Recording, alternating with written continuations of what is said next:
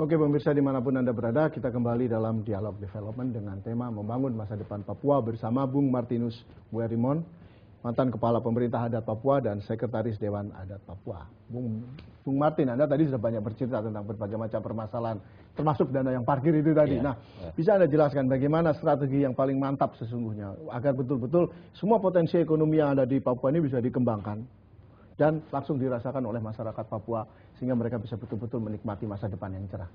Ya, yang perlu dilakukan oleh pemerintah daerah adalah mendata dulu persoalan-persoalan yang ada di Papua. Berapa banyak besar masalah yang ada di sana, terus sektor ekonomi mana yang menjadi fokus pemerintah daerah, sehingga itu lebih serius bisa dibangun. Yang berikut, kesan di Papua, lapangan kerja di sana lebih terfokus pada pegawai negeri sipil. Bagaimana dunia swasta di sana bisa digalakkan dan dikembangkan. Terus perlu ada pelatihan, bagaimana kewirausahaan dengan baik, sehingga tenaga kerja di sana, masyarakat di sana juga memang secara proaktif, secara mandiri bisa juga menyiapkan diri untuk terjun ke sektor swasta, bisa bersaing dengan baik dan juga dibekali dengan keterampilan, modal, tapi juga pendampingan sehingga punya keahlian bisa siap dalam bersaing dengan baik. Itu lebih. Dan bagaimana dengan masalah infrastruktur? Kan tidak mungkin suatu potensi bisa menjadi suatu kekuatan yang real tanpa infrastruktur yang memadai. Sementara Papua itu kan kalau bicara infrastruktur kan waduh luar biasa kurangnya, minusnya. Nah ini bagaimana ini? Apakah perlu ada suatu macam percepatan pembangunan infrastruktur secara menyeluruh atau mungkin Anda melihat titik-titik tertentu yang mempunyai potensi besar, yang mempunyai efek sangat besar dalam pembangunan ekonomi Papua? Betul. Jadi kalau sekedar membangun infrastruktur secara merata di Papua, kita butuh kos yang besar. Jadi kita melihat bahwa daerah-daerah mana yang perlu menjadi fokus titik-titik perubahan, itulah yang menjadi prioritas didorong.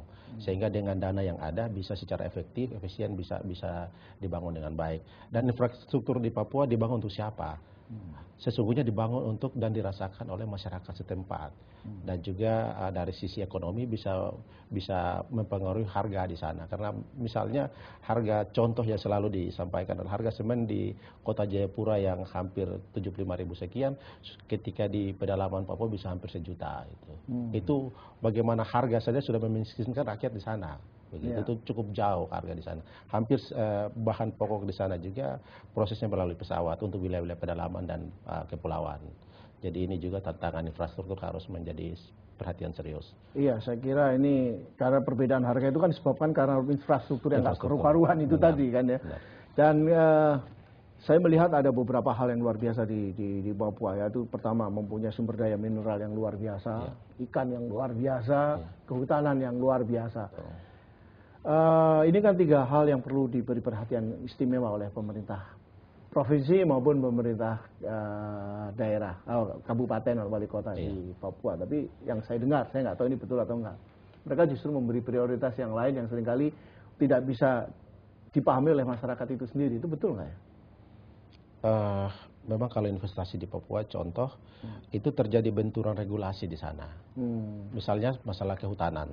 Di Undang-Undang Otsus itu memberikan ruang kepada pemerintah daerah untuk bisa melakukan investasi.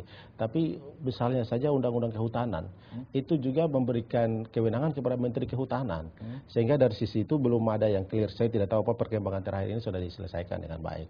Sehingga saya pikir yang pertama dibenahi adalah masalah regulasi, yang kedua adalah pendekatan di sana dan juga fokus, itu yang lebih penting. Iya. Dan sementara itu kalau secara politik bagaimana? Kan di Papua itu kan soal politik juga luar biasa kan. Selain banyak pusat-pusat kekuatan politik, di sana juga partai-partai politik juga sangat bergairah untuk menggait kekuasaan.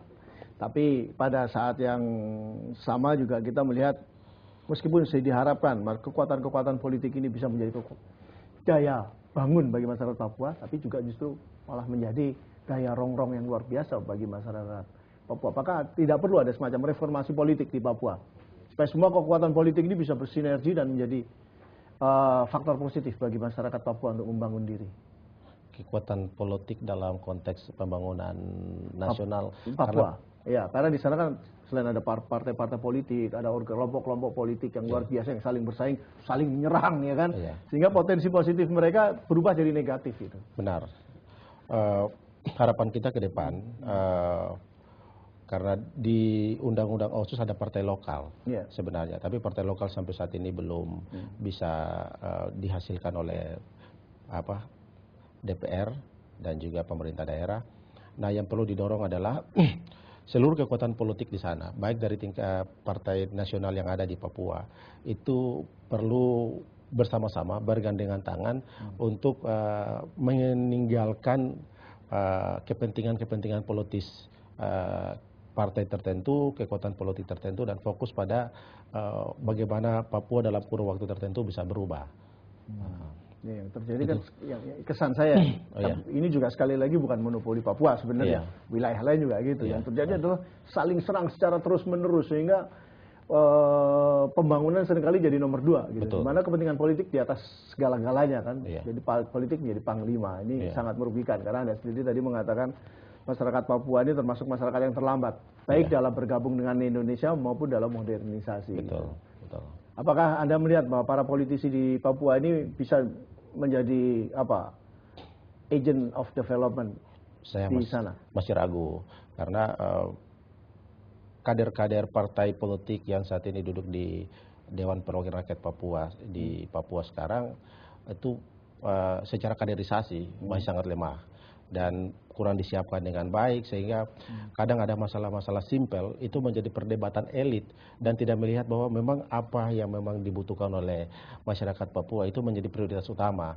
Kadang-kadang yang menjadi prioritas misalnya saja saat ini ada diajukan judicial review terhadap pemilihan gubernur yang harus kembalikan kepada DPR. Ini sebenarnya bukan substansi sebenarnya. Yang substansi bagaimana kita percepatan perdasi yang memberikan ruang keberpihakan kepada pertumbuhan ekonomi di sana, penciptaan lapangan kerja, investasi itu lebih penting dari sekedar berdebat mengenai sistem pemilihan gubernur dan lain sebagainya. Saya pikir itu tidak menyentuh langsung dengan masyarakat. Ya, jadi menjadi sangat elitis akhirnya ya. Dan kalau Anda sendiri ya punya cita-cita apa gitu? Apa yang Anda harapkan agar betul-betul masyarakat Papua itu mampu membangun diri dengan sangat baik dan efektif gitu, dalam konteks politik maupun ekonomi dan juga sosial tentunya? Ya, masyarakat Papua untuk maju memang harus menyiapkan diri dengan baik untuk bersaing. Dari sisi sumber daya manusia, secara mental, karakter sudah harus sejak dini disiapkan.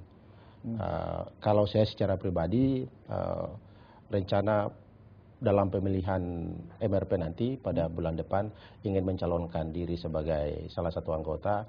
Inti yang kita akan dorong di MRP adalah bagaimana ada proteksi, ada keberpihakan terhadap masyarakat Papua yang memang selama ini terkesan terlambat berubah. Jadi Majelis Rakyat Papua ini orang Papua pasti paham apa itu Majelis Rakyat Papua. Tapi untuk orang luar Papua ini kadang-kadang bingung apa sih MRP ini. Nah, itu bisa Anda jelaskan? Majelis Rakyat Papua adalah sebuah lembaga kultural yang ada di Papua yang diatur di dalam Undang-Undang Otsus Papua, Undang-Undang 21 tahun 2001. Peran dari MRP sebenarnya memberikan perlindungan, pertimbangan kepada hak dasar orang Papua. Jadi ada investasi di Papua, harapan melalui MRP bisa melihat bahwa investasi di Papua itu benar-benar untuk ada manfaatnya bagi masyarakat Papua. Memberikan juga pertimbangan kepada kepala daerah, sehingga kepala daerah gubernur provinsi Papua nanti adalah benar-benar orang asli Papua yang memang putra adat setempat dan beberapa hal lain misalnya. Dan mengerti persoalan Papua. Saya kira itu paling penting gitu ya. Karena banyak juga kasus bahwa misalnya kepala daerah suatu daerah, putra daerah asli 100%, tapi justru nggak ngerti persoalan gitu. Karena dari kecil dia udah biasa hidup di lingkungan yang sangat elit kan. Nah ini bagaimana di Papua, saya kira bukan pengecualian dalam hal ini. Ya, di Papua memang kita karena multikultur butuh orang yang memang bisa diterima dan bisa merasakan permasalahan-permasalahan kebutuhan masyarakat Papua yang sangat variatif. Sejauh ini yang Anda rasakan MRP ini apakah cukup efektif menjalankan tugasnya? cukup efektif.